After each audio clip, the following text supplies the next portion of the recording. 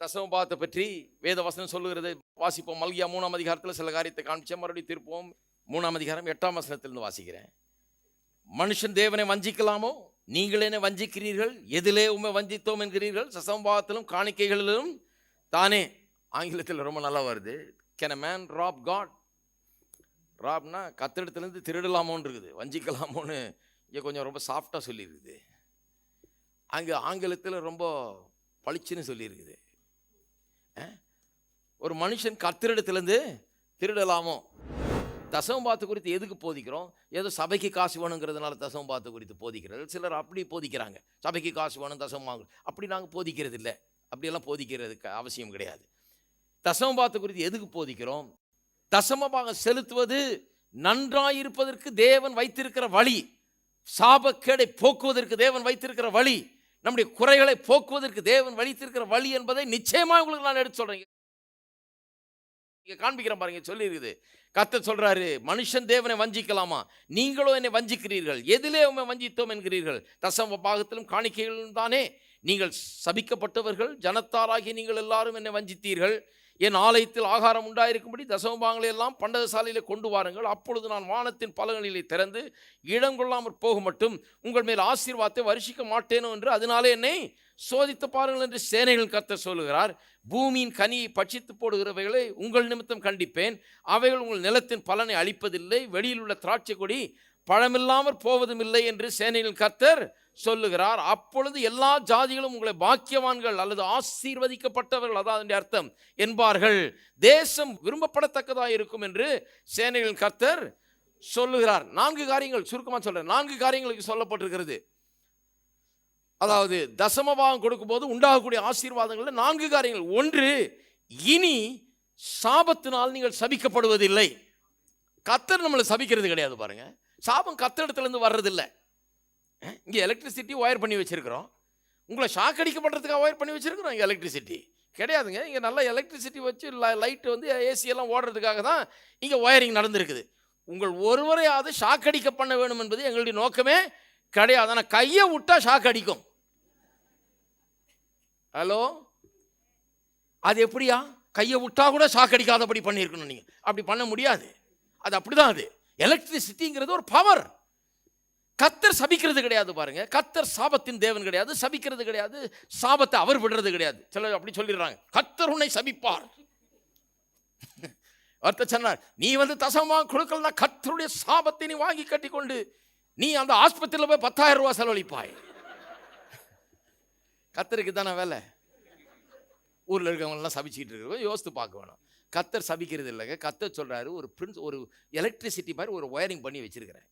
உலகம் ஒரு விதமான பிரமாணங்களிலே இயங்கி கொண்டு வருகிறது. அதனால தான் ஆதாமை பார்த்து சொன்னார், இந்த எல்லா மரத்தின் கனியை நீ புசிக்கலாம், இந்த மரத்தின் கனியை நீ புசிக்கிற நாளிலே நீ சாகவே சாவாய். இவன் சாகிறதுக்காக ஒரு தோட்டத்தை உண்டாக்குனாரா? கிடையாது.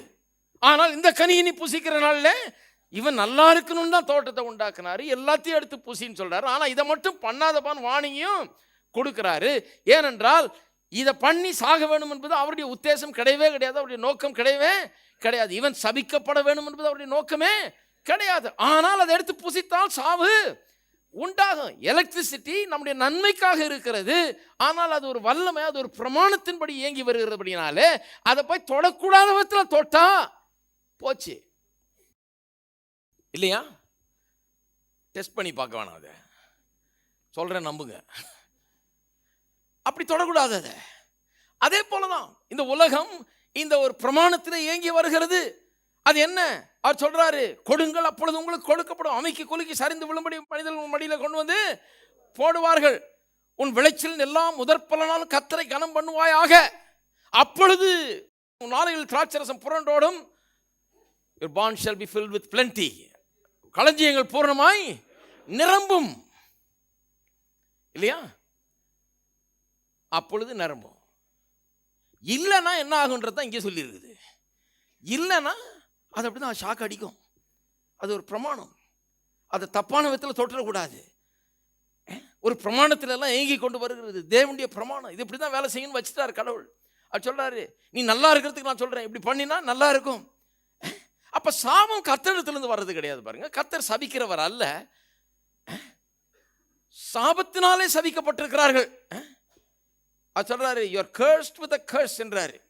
நீங்கள் சபிக்கப்பட்டவர்கள், ஜனங்கள் எல்லாரும் என்னை வஞ்சித்தீர்கள். வேதவசனம் சாபத்தை பற்றி பேசும்போது அப்படிதான் பேச பாருங்க. you are cursed with a curse, சாபத்தினாலே சபிக்கப்பட்டவர்கள், கடவுளால சபிக்கப்பட்டவர்கள் இல்ல, சாபத்தினாலே சபிக்கப்பட்டவர்கள். ஏன்னு சொன்னா அது அப்படிதான். அது ஒரு பிரமாணம் மாதிரி, எலக்ட்ரிசிட்டியில் கை வச்சா ஷாக் அடிக்குங்கிற மாதிரி அது அப்படி இயங்குகிறது இல்லையா? அப்போ சொல்றாரு, தசம பாகத்தை கொடுத்தினா அந்த ஷாக் அடிக்காது, இந்த சாபக்கேடான காரியங்கள் உனக்கு உண்டாகாது. இனி உன்னுடைய வாழ்க்கையில சாபம் என்கிறது இருக்காது. பொருளாதார ரீதியிலையும் மற்ற எல்லா ரீதியிலையும் இந்த சாபக்கேடுகள் நீங்கி போகும். அது முதலாவது காரியம். சாபக்கேடுகள் நீங்கிறதுக்கு என்ன பண்ணணும்? அது சொல்றாரு, இதான் வழின்றாரு. எப்படி உள்ள வந்தது? இதனால தான் சரியான அணுகுமுறை இல்லை, வாழ்க்கையில் சரியான முறையில் வாழவில்லை, அதனால தான் இதெல்லாம் வருது. அதனால தான் நம்ம அது தொடுகிறது. அதனால தான் நெகட்டிவ் விதத்தில் அது நம்ம பாதிக்கிறது. பொருளாதாரம் நெகட்டிவ்ல போயிட்டு இருக்கு, மைனஸ்ல போயிட்டு இருக்கிறது. அவர் சொல்றாரு, இதை பண்ணும்போது அந்த சாபக்கேடுகள் நீங்கும். குறைவு தாழ்ச்சி இல்லாம வறுமை எல்லா சாபக்கேடுகளும் நீங்கி போகும் என்று சொல்லுகிறார். அது முதலாவது. ரெண்டாவது அவர் சொல்றாரு, பூமியின் கனியை பட்சித்து போடுகிறவர்களை உங்கள் நிமித்தம் கண்டிப்பேன், அவைகள் உங்கள் நிலத்தின் பலனை இனி அழிப்பதில்லை. 11ஆம் வசனத்தில் சொல்லப்பட்டிருக்கிறது. பூமியின் கனிகளை பட்சித்து போடுகிறவைகளை, அதாவது நிலத்தில் பார்த்தீங்கன்னா பல விதமான பூச்சி கீச்சியெல்லாம் வந்து எல்லாம் தின்னு போடுறது பாருங்க. இன்னொரு இடத்துல வேதத்தில் இப்படி சொல்லிடுது, பொத்தலான பையில் போடுறது. சிலர் சம்பளம் வாங்கி எங்கே போச்சுன்னு தெரிலங்கிறாங்க. என்ன பாக்கெட் வந்து பொத்தல் இருக்கிற மாதிரி இருக்குது, அவங்க பாக்கெட்டில் பொத்தல் இல்லை, ஆனால் பொத்தல் இருக்கிற மாதிரி எங்கே போகுதுன்னே தெரில. போடுறேங்க, வாங்கினேன், போட்டேன், காணும். வாங்கினாக்கும் செலவழிச்சனாக்கும் 10ஆம் தேதியே முடிஞ்சு போச்சு. 11ஆம் தேதியிலேருந்து இழுபறியில் தான் இருக்குது, அதுக்கப்புறம் கடனில் தான் இருக்குது, மைனஸில் தான் போய்கிட்டு இருக்குது. ஏன்னா அந்த பொத்தலான பை, வாழ்க்கை சரியில்லை, குறைச்சல் தாழ்ச்சி ஆகிட்டு இருக்குது. பூச்சிகள் வந்து அரிச்சு தின்னு போட்டுருது எல்லாத்தையும். விளைகிறதெல்லாம் ஒன்றுமில்லாமல் போகிறது, சம்பாதிக்கிறதெல்லாம் ஒன்றுமில்லாமல் போகிறது. சொல்றாரு, பூமியின் கனியை பட்சித்து போடுகிறவை. அந்த காலத்தில் எல்லாம் விதைச்சி விளைஞ்சி அப்படி தான் சாப்பிட்டாங்க. எல்லாம் அக்ரிகல்ச்சரல் சொசைட்டி பாருங்க, அப்படி தான் சமுதாயம். அதுதான் பொருளாதாரம் அவங்களுக்கு, அதுதான் மெயின் சோர்ஸ், அதுதான் அவங்களுக்கு வேலை. பெரிய இந்த இன்னைக்கு மாதிரி ஃபேக்ட்ரி எல்லாம் கிடையாது பாருங்க, அப்படி தான் சாப்பிட்டாங்க. அது சொல்றார், பூமியின் கனிகளை பட்சித்து போடுகிறவர்கள் உங்கள் நிமித்தம் கண்டிப்பேன். ஆங்கிலத்தில் ரொம்ப நல்லா சொல்லுது, I will rebuke the devourer for your sakes. அங்கே ஏதோ பூச்சியில் எடுத்து போடுறது. பிசாசானவன் நுழைந்து அவன் என்ன பண்ணுறான், வேலை செய்ய ஆரம்பிச்சிடுறான். வருமானத்தை எல்லாம் ஒன்றுமில்லாமல் வாக்குற வேலையில் அவன் இறங்கி விடுகிறான். அவனை நான் கண்டிப்பேன்னு சொல்கிறார். வேத வசனம் முழுக்க பார்த்தீங்கன்னா பிசாசை வந்து கர்த்தர் கண்டிப்பான்னு எங்கேயும் சொல்லலை. கர்த்தர் என்ன சொல்கிறாரு, நீ எதிர்த்து நில் என்றால் அவன் ஓடி போவான்னு சொல்கிறாரு. அப்படி தான் சொல்லியிருக்குது. ஆனால் இங்கே சொல்லியிருக்குது, தசம பாகத்தை கொடுக்கும்போது என்ன சொல்கிறாரு, நான் அவனை கண்டிப்பேன். பட்சித்து போடுகிறவனை, உனக்கு எதிராக பொருளாதாரத்தில் கிரியை செய்து உன்னுடைய பொருளாதாரத்தை அழிக்கிறவனை நான் கண்டிப்பேன் என்று சொல்லுகிறார். தொடக்கூடாதுன்னு நான் சொல்லுவேங்கிறாரு, தொடாதபடிக்கு நான் கட்டளையிடுவேன் என்று சொல்லுறார். எத்தனை பேர் அதை விசுவாசிக்கிறீங்க? இதெல்லாம் தான் பாருங்கள், அந்த எல்லாம் அந்த லீக்கையும் இந்த பொத்தலையும் அடைக்கிற வேலை. ஒரு பக்கம் சாபம் வேலை செய்து கொண்டிருக்கிறது, இன்னொரு பக்கம் இவன் வந்து பிசாசானவன் வந்து பூச்சி தின்ற மாதிரி நாலா பக்கமும் தின்று கொண்டிருக்கிறான். சம்பாதிக்கிற வருமானம் எங்கே போகிறதுன்னு தெரிய மாட்டேங்குது. எல்லா பொத்தலையும் அடைக்க வேண்டியது. அடைச்சாதானே இங்கே மீறும் காசு. இந்த பொத்தலெல்லாம் அடைச்சாதான் கையில் காசு நிற்கும். இது அடைக்காதனால தான் கையில் போகிறதே தெரியுறதே கிடையாது. எவ்வளோ ஊற்றினாலும் அது ஒன்று நிரம்பாது. ஏன்னு சொன்னால் அநேகர் வாழ்க்கையில் அப்படிப்பட்ட நிறைவு அவர்கள் கண்டதே கிடையாது. எவ்வளோ சம்பாரிச்சிட்டாங்க, கையில் எவ்வளோ வந்ததான கையில் ஒன்றும் கிடையாது. ஏன்னு சொன்னால் நிறைவுங்கிறத பார்க்கவே முடியாது. ஏன்னா அடியில் பொத்தல் இருக்குது, அந்த பொத்தலெல்லாம் அடைச்சாதான் நிறைவு உண்டாகும். ஒரு பொத்தல் அந்த சாபக்கேடுகள் வேலை செய்யுது, இன்னொரு பொத்தல் பூச்சியெல்லாம் தின்னு போட்டுக்கிட்டு கிடக்குது. இதையெல்லாம் செய்வேன்னு சொல்கிறாரு, இதெல்லாம் நிறுத்துவேன்னு சொல்கிறாரு. அவைகள் உங்கள் நிலத்தின் பலனை அழிப்பதில்லை, வெளியில் உள்ள திராட்சை கொடி பழம் இல்லாமல் போவதும் இல்லை. பழம் இல்லை, கனி இல்லை, விலை இல்லை, லாபம் இல்லை அப்படிங்கிற நிலை நிச்சயமாக மாறும். லாபம் உண்டாகும். ஃபேக்ட்ரியில், வருமானத்தில், செய்கிற தொழிலில், கையின் பிரயாசத்தில் எந்த லாபமும் கிடையாது. நிறைய உழைச்சி கொஞ்சம் சம்பாதிக்கிறது, இதெல்லாம் 28 வாசித்து பாருங்கள். அதெல்லாம் சாபக்கேடுகள். வேர்வை சிந்தி உழைச்சி ரொம்ப கொஞ்சம் சம்பாதிக்கிறது, நிறைய விதைச்சு கொஞ்சம் அறுக்கிறது, இதெல்லாம் சாபக்கேடுகள். இதெல்லாம் இருக்காது. விளையில்லைன்ற பேச்சுக்கு இடமே கிடையாது, லாபம் இல்லைங்கிற பேச்சுக்கு இடமே இருக்காதுன்னு சொல்கிறார். எத்தனை பேர் விசுவாசிக்கிறீங்க? லாபம் உண்டாகும். அந்த பொத்தலை அடைக்கிறதுக்கு வேண்டிய வழியை சொல்றார் கர்த்தர். ஒன்று, சாபக்கேடுகள் இனி இருக்காது. சாபங்கள் உங்களை மேற்கொள்வதில்லை, சாபங்கள் உங்களை ஆட்கொள்வதில்லை. ரெண்டாவது, உன்னுடைய நிலத்தின் கனிகளை பட்சித்து போடுகிறவனை நான் கண்டிப்பேன். பழமில்லாமற் போவது கிடையாது. நிலத்தில் பலன் இல்லாமற் போவது கிடையாது, லாபம் இல்லாமற் போவது கிடையாது, சம்பாத்தியம் இல்லாமற் போவது கிடையாது. சேலஞ்ச் பண்ணி சொல்றார் கர்த்தர். மூணாவது, 10ஆம் வசனத்தில் சொல்லப்பட்டிருக்கிறது, வானத்தின் பலகணிகளை திறந்து இடங்கொள்ளாமற் போக மட்டும் உங்கள் மேல் ஆசீர்வாதத்தை வருஷிக்க மாட்டேனோ என்று அதனால் என்னை சோதித்து பாருங்கள். அதனால் என்னை இடங்கொள்ளாமற் போக மட்டும் உள்ள ஆசீர்வாதம். இடமே இல்லைங்கிற அளவுக்கு ஆசீர்வாதம். எத்தனை பேர் அப்படிப்பட்ட ஆசீர்வாதத்தெல்லாம் அனுபவிச்சிருக்கிறீங்க? இடமில்லை என்று சொல்லுகிற அளவுக்கு கர்த்தர் சொல்றாரு, இடங்கொள்ளாமற் போக மட்டும் உள்ள ஆசீர்வாதத்தை நான் வருஷிக்க பண்ணுவேன். நோ ரூம், போதும் சொல்ற வரைக்கும் ஆசீர்வாதம். அப்படிதான் கர்த்தர் நம்ம ஆசீர்வதிக்க விரும்புகிறார். வாழ்க்கையை மாற்ற விரும்புகிறார் பாருங்க.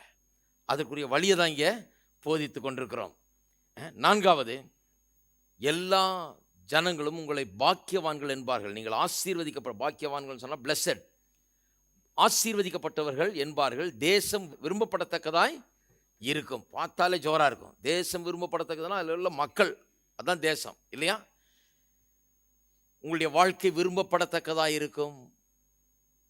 உங்களை பார்த்தாலே ஒரு செழிப்பு இருக்கும், களை இருக்கும், ஒரு நல்ல ஆசீர்வாதத்தின் ஒரு நிலைமை இருக்கும். ஜனங்கள்லாம் பார்த்து அந்த மனுஷன் ஆசீர்வதிக்கப்பட்ட மனுஷன் என்று சொல்லுவார்கள்.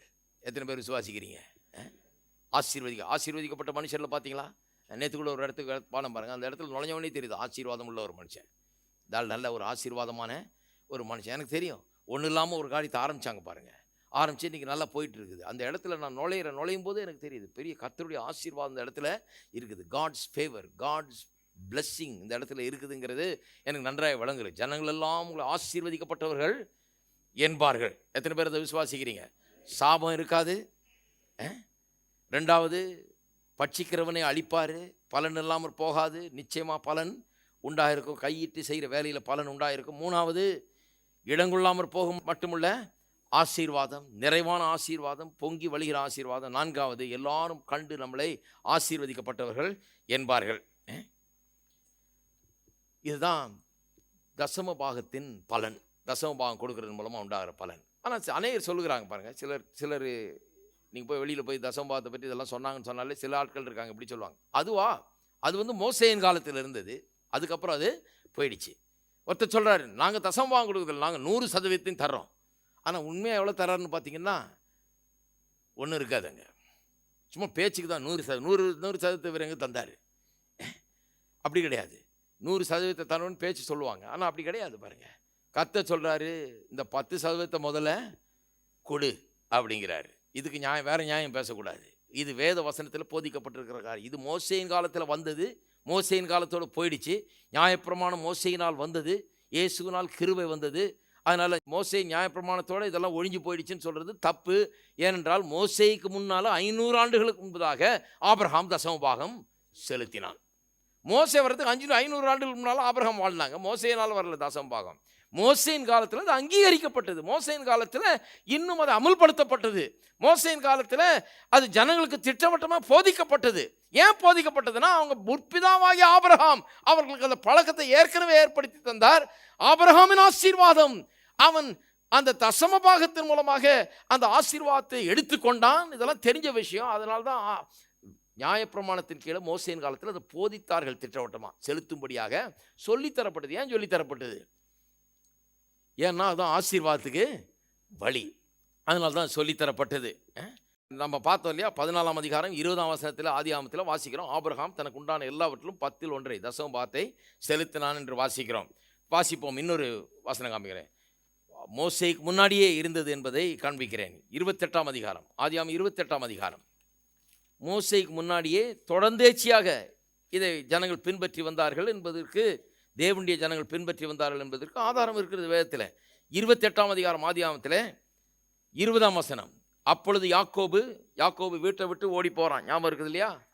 தன்னுடைய சகோதரனுடைய ஆசீர்வாதத்தை அவன் திருட்டுத்தனமாக பெற்றுக்கொண்டு வம்பு வந்து, அதனால் வீட்டை விட்டே ஓடி போகிறான். ஓடி போகிற வழியில் ஒரு இடத்துல தங்குகிறான். அங்கே தேவனோடு அவனுக்கு ஒரு சந்திப்பு ஏற்படுகிறது. அங்கே நடக்கிற காரியத்தை தான் இங்கே வாசிக்கிறோம். அப்பொழுது யாக்கோபு, தேவன் என்னோடு இருந்து நான் போகிற இந்த வழியிலே என்னை காப்பாற்றி உண்ண ஆகாரமும் உடுக்க வஸ்திரமும் எனக்கு தந்து என்னை என் தகப்பன் வீட்டுக்கு சமாதானத்தோடு திரும்பி வர பண்ணுவாரானால், இந்த போகிற மனுஷனுடைய நிலையை கொஞ்சம் எண்ணி பார்க்கணும். எங்கே போகிறோம், எப்படி இருக்க போகிறோன்ற பற்றி ஒரு பெரிய ஒரு நிச்சயமற்ற ஒரு தன்மை. வீட்டை விட்டு ஓடி போகிறான், பயமாக இருக்குது, என்ன நடக்க போதோ, எதிர்காலம் எப்படி இருக்க போதோ அப்படிங்கிற ஒரு பயம் இருக்குது. அதனால தான் சொல்கிறான், போகிற வழியிலே வழியிலே எனக்கு யாரை கொண்டு போட்டுருவாங்கன்னு சந்தேகமாக இருக்குது. வழியிலே என்னை காப்பாற்றி உண்ண ஆகாரம், அங்கே சாப்பாடு கிடைக்குமா, வேலை கிடைக்குமா, என்ன கிடைக்கும், எல்லாம் நிச்சயமற்ற ஒரு தன்மை. உண்ண ஆகாரமும் உடுக்க வஸ்திரம் எனக்கு தந்து என்னை என் தகப்பன் வீட்டுக்கு சமாதானத்தோடு திரும்பி வர பண்ணுவேன். வீட்டுக்கு திரும்ப வர முடியுமா, தகப்பனாரை பார்க்க முடியுமா என்பதிலே சந்தேகம் இருக்குது. ஏன்னு சொன்னால் அவங்க அண்ணங்கார காத்துக்கிட்டு இருக்கிறான். மாட்டினா அவ்வளோதான், போச்சு, அங்கே போடுறதுக்கு காத்துட்ருக்கார் அவர்.